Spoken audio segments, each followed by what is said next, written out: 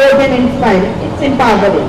In the political world full of noises, Rekha Gupta is a calm, composed and unshakable force. She reminds us all, when women lead, change becomes real. हमारी नारी कैसी हो, रेखा गुप्ता जैसी हो। जय हिंद। बहुत अच्छे, क्योंकि इतनी देर तो और इतनी देर तो बच्चा कह रहे थे कि मैं इन्हें कुछ बोलना कि बहुत मुझे तरीके से बोले, और उसके बाद ਤੁਹਾਡੇ ਵਿੱਚ ਜ਼ਿਆਦਾ ਸਮਾਂ ਨਾ ਲੈਂਦੇ ਹੋਏ ਦਿੱਲੀ ਦੇ ਮੁੱਖ ਮੰਤਰੀ ਬੇਨਤੀ ਕਰਦਾ ਰੇਖਾ ਗੁਪਤਾ ਜੀ ਨੂੰ ਕਿ ਉਹ ਆਪਣਾ ਅੱਜ ਦੇ ਵਕਤ ਦੇ ਸੰਦੇਸ਼ ਦੇਣਗੇ। ਰੇਖਾ ਗੁਪਤਾ ਜੀ। जय श्री राम, जय श्री राम, जय श्री राम, जय श्री राम, जय श्री राम, जय श्री राम। भारत माता की, भारत माता की। भाई देख रहे हैं पटेल नगर वाले कितनी जोर से जयकारा लगाते हैं। सरहद पार आवाज जानी चाहिए, भारत माता की।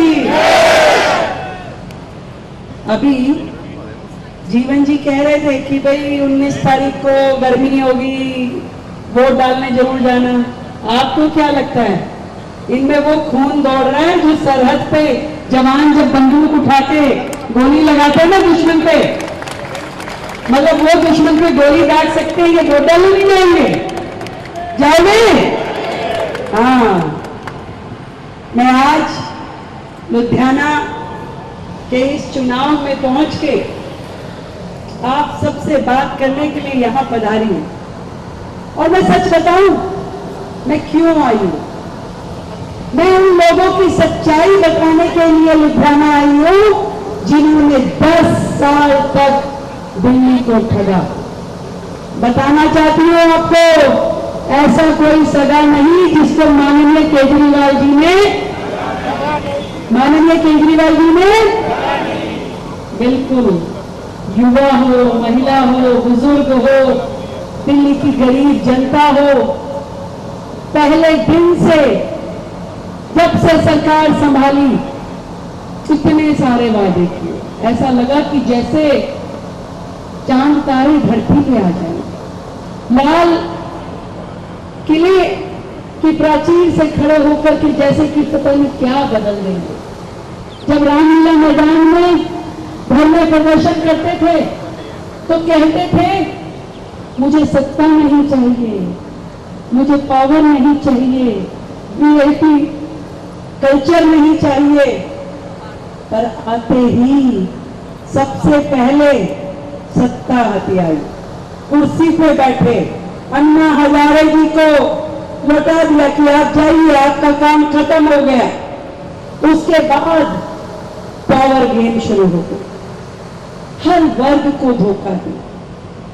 मुख्यमंत्री बने तो कहा सबको वाईफाई फ्री मिलेगा। 10 साल सत्ता में रहने के बाद भी ना वाई मिला ना फाई मिला, कुछ नहीं। युवाओं को धोखा दिया। महिलाओं को जैसे कहा पंजाब में सबको 1000 रुपए मिलेंगे, पंजाब में 3.5 साल की सरकार हो गई, मिला क्या किसी को?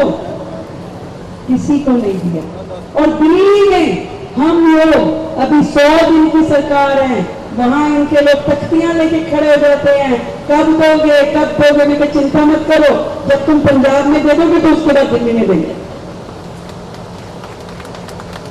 झूठ का खजाना और प्रचार में इतने शानदार कि आपको लगेगा कि बस समझिए कि इस जमाने के सत्यवादी हरिश्चंद्र हो गए।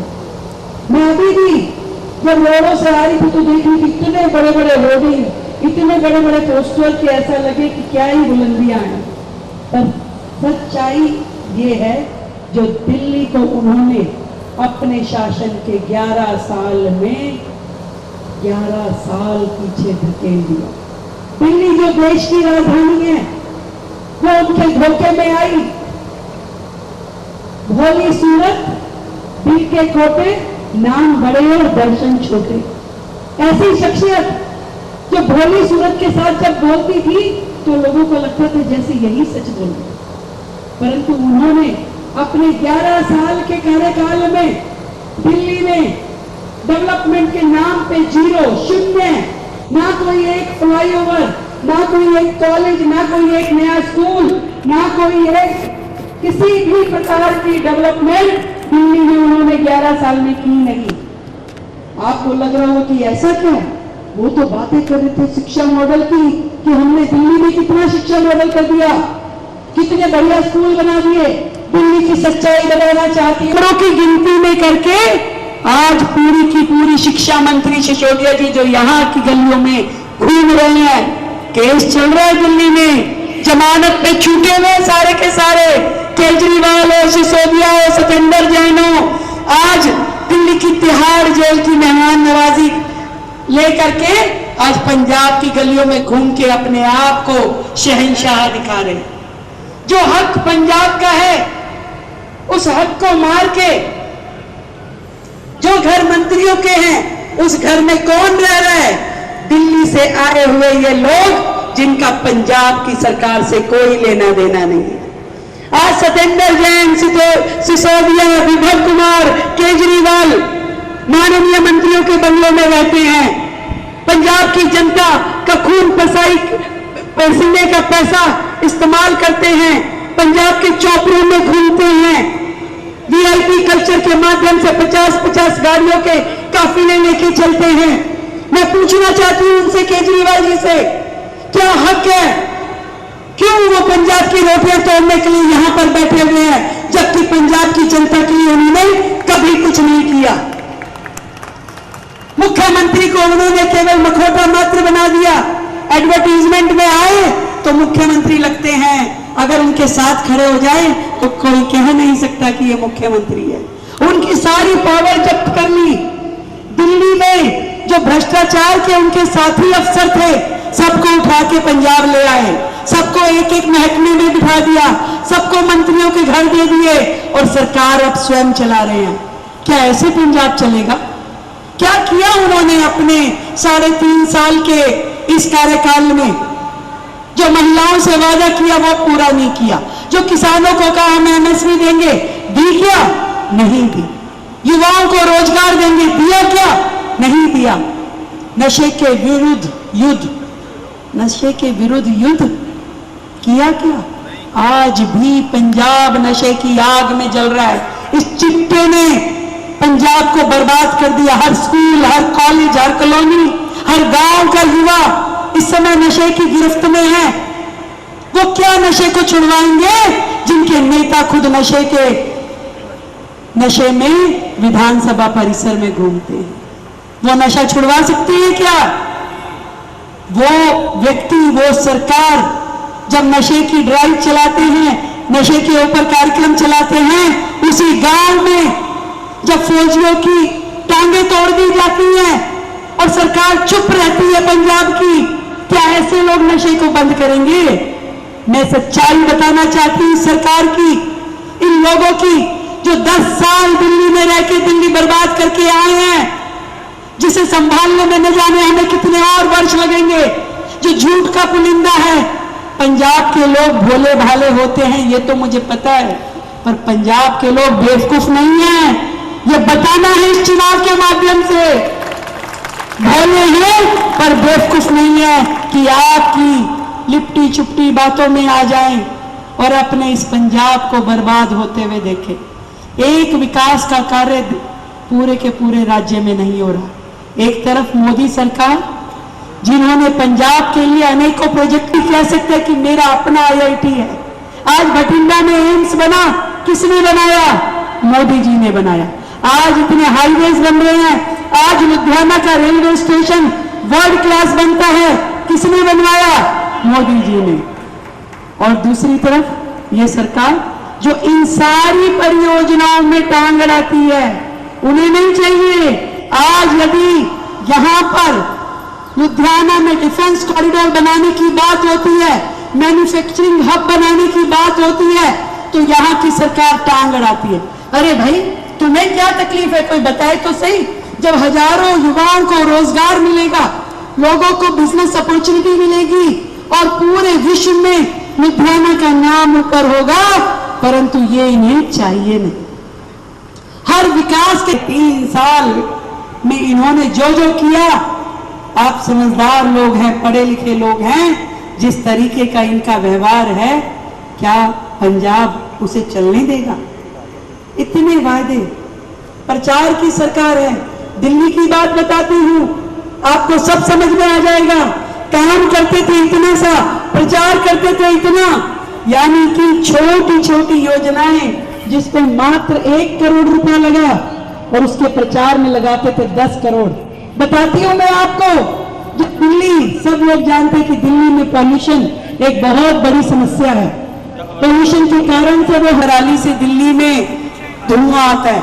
जैसे ही पंजाब में सरकार बन गई, वो धुआं आना बंद हो गया। क्यों? फिर तो खुद बैठ गए। फिर उन्होंने कहा मैं एक दवाई बना रहा हूं, उस दवाई को बनाऊंगा, पंजाब में दूंगा, हरियाणा में दूंगा, पराली खत्म हो जाएगी। और उस दवाई को बनाने में जितना पैसा नहीं लगा, मतलब उसमें तो खर्चा किया उन्होंने 20-25 लाख, क्योंकि दवाई तो बनी नहीं। किसी ने सुना कि दवाई कोई बनी, कोई पंजाब तक आई?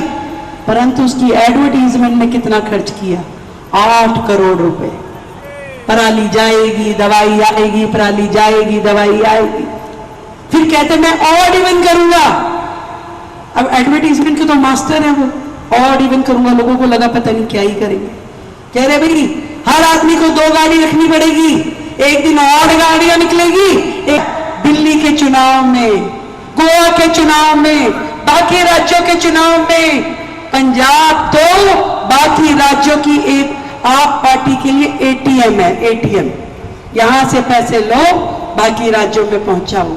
आज जो कुछ भी पूरे देश में ये लोग राजनीति कर रहे हैं, इनके नेताओं के घर चल रहे हैं, उनकी गाड़ियों के पेट्रोल चल रहे हैं, सब कुछ पंजाब के पैसे से हो रहा है।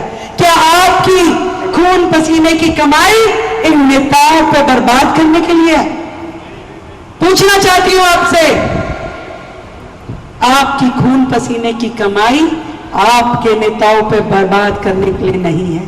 ये पैसा पंजाब के विकास में लगना चाहिए था, यहां की सड़कें बनाने में, यहां का इंफ्रास्ट्रक्चर खड़ा करने पे, पर नहीं। उन्हें तो मालूम है कि केवल काम मत करो, प्रचार करो, इतने में ही गाड़ी चल पड़ती है, तो जरूरत क्या है काम करने की? वो जो लोग जिन पे उन्होंने दाव खेला है, मैंने पूछा कि अरे भाई प्रत्याशी कौन है, तो बताया बड़े बाहुबली हैं। 2 प्रत्याशी, एक कांग्रेस से और एक आम आदमी पार्टी से। एक बड़ा बिल्डर है और दूसरा अनाज माफिया है। एक पे ईडी चल रही है और एक तो जेल से छूट के आया है, और वो फिर भी बेशर्म होके वोट मांग रहे हैं लोगों के बीच में। ये बेचारा सीधा साधा आदमी, वो कहते हैं मैं जनता का सेवक हूं, हाथ जोड़ के खड़ा है कि काम बताओ मुझे। वर्षों से लुधियाना की सेवा कर रहा है, और वो कह रहे हैं हम तो बड़े बड़े होर्डिंग लगाएंगे, बड़े बड़े पोस्टर लगाएंगे और जनता पागल है, हमें वोट दे जाएगी। और दोनों पार्टनर है। अरे ये पार्टी भी पार्टनर है, कांग्रेस और आप दोनों, A party B party, A B. कभी तो लोकसभा में मिलकर लड़ेंगे, फिर विधानसभा में अलग अलग लड़ेंगे, फिर मिलकर लड़ेंगे। जो कल तक दिल्ली में शीला दीक्षित को गालियां देता था, कहता था इनके ऊपर कंप्लेंट करो, एफआईआर करो, थाने भिजवाओ, और जैसे ही सरकार में आए सब बंद। जो कल तक पंजाब में कहता था कि इन कांग्रेस वालों को पकड़ो, आज कोई आवाज नहीं उठती। आज ये खुद एक भू माफिया हो गए हैं, जमीन माफिया। किसानों की, गरीब किसानों की जमीन का मन उदास हो गया। जैसे छोटे बच्चे को खिलाने के लिए दिया जाता है ना, फिर उन्हें पंजाब लेके आए, फिर उनको हेलीकॉप्टर दिखाया, फिर 4 चक्कर लगवाए, कह रहे ना बीबा ठीक है तू? नहीं ठीक हूं। अच्छा, फिर मंत्री को बड़ा बंगला दिया, सबसे बड़ा वाला जो पंजाब का था, फिर वहां रखा। फिर कहा कि अच्छा तेरे पीछे पीछे मुख्यमंत्री घूमेगा, तुम आगे आ गई, तुम्हें फील आएगी कि तुम अभी भी सत्ता में हो। तो दिल्ली वालों ने तो भेज दिया भाई, और पंजाब वालों ने क्या करना तुम समझ लो, कितने दिन रखना है। दिल्ली वालों को तो बाद में अक्ल आई, हमारी ठोकर से ही सीख लो भैया, 3.5 साल में ही सीख लो। और मैं कहती हूं ये जो सीट है ये 2027 के चुनाव का ट्रेलर बनना चाहिए। आज नींव रखी जानी चाहिए। आज से उनको बता दो कि पंजाब वाले, लुधियाना वाले इतने समझदार हैं कि अपनी आने वाली जनरेशंस को बचा लें, अपने एरिया को बचा लें, यहां का नुकसान ना हो। हमारा पैसा को तुम्हारे ऊपर लुटाने का, तुम्हारी अय्याशियों पे लुटाने के लिए नहीं है, वो पैसा है पंजाब के विकास के लिए, युवाओं को रोजगार देने के लिए, नए स्कूल कॉलेज खुलवाने के लिए, पंजाब की तरक्की के लिए। ये आदमी क्या करेगा? ये आदमी जो ऑपरेशन सिंदूर होता है, जिसमें जम्मू कश्मीर से लेकर कन्याकुमारी तक का हर भारतीय मोदी जी की और देश की सेनाओं की तारीफ करता है, उस पे भी ये लोग क्या बोलते हैं? भद्दी टिप्पणियां करते हैं। कुछ अच्छा तो इनसे बोला नहीं जाता, बुरा बोलने में चूकते नहीं है।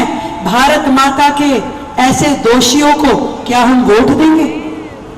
आज जब कभी युद्ध होता है, पंजाब जो बॉर्डर के बिल्कुल साथ में लगा हुआ राज्य है, जब मिसाइल उधर से आती है, ड्रोन उधर से आता है, तो यहां पे रात को अपने घरों में सोते हुए दिल कांपता था। ये मोदी जी हैं जिसकी वजह से पूरा का पूरा पंजाब सुरक्षित हो पाया, जिन्होंने यहां पे एयर ड्रोन बनाया ताकि जितनी भी मिसाइल, जितने भी ड्रोन पाकिस्तान में भेजे, एक भी यहां तक पहुंच नहीं पाया, हवा में ही ध्वस्त कर दिया गया।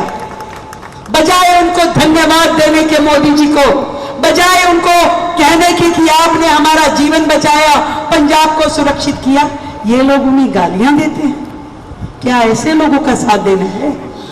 पूछना चाहती हूं, जिन बहनों का सम्मान और स्वाभिमान बचा के रखा, ऑपरेशन सिंदूर को इतना बड़ा नाम दिया ताकि देश की हर बहन को यह महसूस हो कि वो अकेली नहीं है, सरकार उसके साथ खड़ी है, मोदी जी और सेनाएं उसके साथ खड़ी है।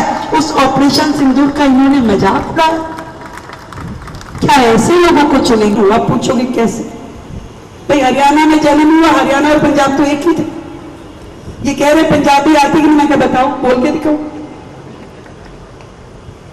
मैं केवल हाथ जोड़ के आपसे निवेदन करना चाहता हूं, पंजाब का भविष्य, लुधियाना का भविष्य आपके हाथ में है।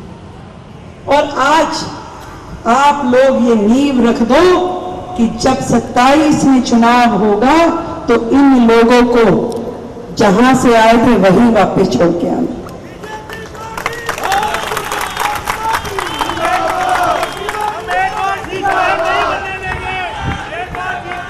एक व्यक्ति, चाहे वो सिसोदिया हो, सतेंद्र जैन हो, विभो कुमार हो, केजरीवाल हो, एक व्यक्ति, राघव चड्डा हो, वापस छोड़ के आना है। अब आप पूछोगे वापस जाएंगे तो दिल्ली पहुंच जाएंगे, तो आप क्या करोगे? चिंता मत करो, दिल्ली की सरकार और दिल्ली की जनता तैयार बैठी तिहाड़ जेल इंतजार कर रहा है उनका। सब तो जमानत पे छूटे हुए हैं। रोज एक नया किस्सा खुलवाते हैं हम, रोज एक नई सीएजी की रिपोर्ट आती है जिसमें इनके कांड खुलते हैं। ऐसी हरकतें, ऐसे काम, दिल्ली को शराब की नगरी बना दिया। पाठशाला की बात करते करते मधुशालाएं हर गली चौराहे पे खुलवा दी। फ्री, एक के साथ एक फ्री देने वाली मात्र इन्हीं की सरकार थी। वो पंजाब में नशा बंद करने की बातें करते, कितने झूठे, जिन्होंने दिल्ली को नशे में धकेल दिया पैसे के लिए। आज वो पंजाब में नशा बंद करने की बात करते हैं तो मैं उन्हें बता देना चाहती हूं कि ये पंजाब की जनता है। फिर से वही कहना चाहती हूं, भोली जरूर है परंतु बेवकूफ नहीं है। ऐसे लोगों को इस बार 19 तारीख को जब वोट डालने जाओ, एक भी वोट मिस नहीं होना चाहिए। सुबह सवेरे डाल दो और जितने सुबह सुबह डल गए उसके बाद अड़ोस का पड़ोस का सबको चेक कर लेना, एक वोट भी छूट ना पाए। और इस सरकार को जवाब मिलना चाहिए कि अगर जनता के साथ दगाबाजी करोगे तो जनता आपको करारा जवाब देगी। सीट जिता दो, दोबारा आऊंगी, आपके बीच में आऊंगी और मिल करके फिर 2027 की लड़ाई भी लड़ेंगे। इनको जवाब देना बहुत जरूरी है। मिलकर बोलेंगे भारत माता की, भारत माता की। अब मैं बोलूंगी बटन दबेगा, आप कहना 2 नंबर पे बटन दबेगा, बटन दबेगा, बटन दबेगा। बिल्कुल ऐसे मत देखना, ऐसे देखना 2 नंबर पे। बहुत बहुत धन्यवाद। भारतीय जनता पार्टी सारे ਨੂੰ ਨਿਵੇਦਨ ਹੈ ਪਿੱਛੇ ਚਾय ਦਾ ਸਾਰਾ ਇੰਤਜ਼ਾਮ ਹੈ ਖਾਣੇ ਦਾ ਪਲੀਜ਼ ਜਰੂਰ ਸਾਰੇ ਲੈ ਕੇ ਜਾਣਗੇ। ਬਹੁਤ ਅੱਗੇ ਵੀ ਚੱਕਿਆ ਹੈ ਉਹ ਵੀ ਕੈਮਰਾ ਚੱਕਿਆ ਉਹ ਯਾਰ ਵੀਰੇ ਪਿੱਛੇ ਜੇ ਫੋਟੋ ਆਏ ਉਹ प्रधान जी फोटो खींच के साइड ਛੱਡਦੇ लो जी हो गया खराब हो गया महापुरुष ने सारे यार